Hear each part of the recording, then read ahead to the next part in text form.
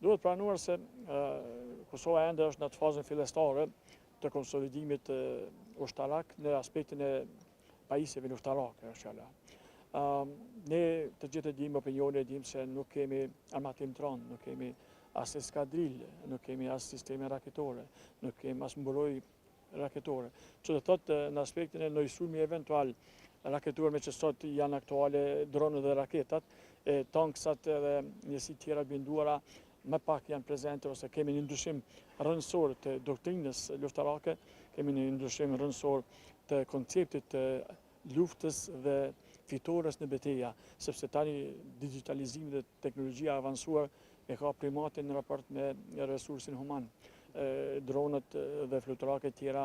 janë gjithnjë më shumë në përsi, sidomos po përses disa herë, sidomos sistemet raketore dhe gjuajtja,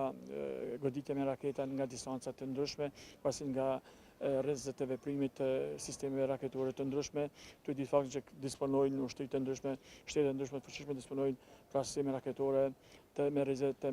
afërta veprimit të mesme dhe të largta, që do thotë Serbia në aspektin hapësinor është shumë afër me neve dhe s'ka nevojë të disponojë me sisteme raketore të domenit të largë, gjithsesi me rrezet të gjata veprimi, po me ato që janë më të lehta dhe më pak kushtueshme, e që të gjithë dimë se Serbia është masojkisht është furnizuar me pajisje me armatim dhe në aspektin teknik ushtarak që ndër nivel të lartë në raport me fuqi tjera të regionit. Por, mos tingëlloj kjo të shikuesit edhe të opinioni si disfat, si defetizëm. Kosova ka FSK-n, Kosova ka policinë, Kosova ka vullnetin